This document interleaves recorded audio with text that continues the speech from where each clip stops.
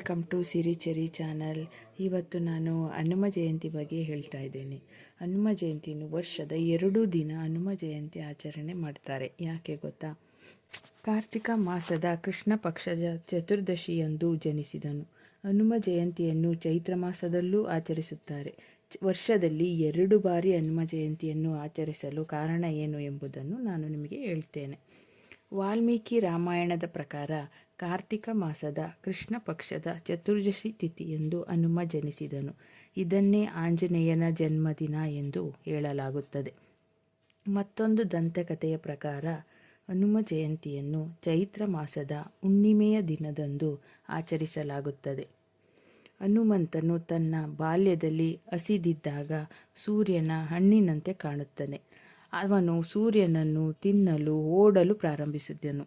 ಸೂರ್ಯನ ಬಳಿಗೆ ಹೋಗಿ ಅದನ್ನು ನುಂಗಲು ಪ್ರಯತ್ನಿಸಿದನು. ಆಗ ಇಡೀ ಭೂಮಿಯನ್ನು ಕತ್ತಲೆ ಆವರಿಸಿತು. ಇಂದ್ರನಿಗೆ ಈ ವಿಷಯ ತಿಳಿಯಿತು. ಯಾವುದೇ ಕಾರಣಕ್ಕೂ ಸೂರ್ಯನನ್ನು ನುಂಗಲು ಬಿಡಬಾರದೆಂದು ಹನುಮಂತನಿಗೆ ಬಲವಾಗಿ ಹೊಡೆಯುತ್ತಾನೆ. ಆಗ ಹನುಮಂತನು ಒಮ್ಮೆಗೆ ಕೆಳಗೆ ಬಿದ್ದನು.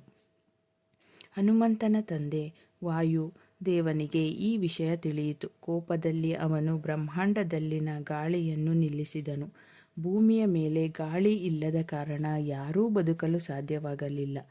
ಆಗ ಬ್ರಹ್ಮದೇವನು ತನ್ನ ಕೋಪವನ್ನು ತಣಿಸಿಕೊಳ್ಳುತ್ತಾನೆ. ಹನುಮಂತನಿಗೆ ಜೀವವನ್ನು ಕೊಡುತ್ತಾನೆ. ಹೀಗೆ ಚೈತ್ರ ಮಾಸದ ಹುಣ್ಣಿಮೆಯ ದಿನದಂದು ಹನುಮಂತನಿಗೆ ಹೊಸ ಜೀವನ ಸಿಕ್ಕಿತು.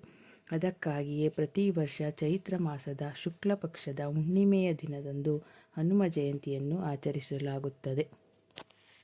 Thank you. ಈ ವಿಡಿಯೋ ನಿಮಗೆ ಇಷ್ಟ ಆಗಿದ್ದರೆ ಲೈಕ್ ಮಾಡಿ, ಸಬ್ಸ್ಕ್ರೈಬ್ ಮಾಡಿ.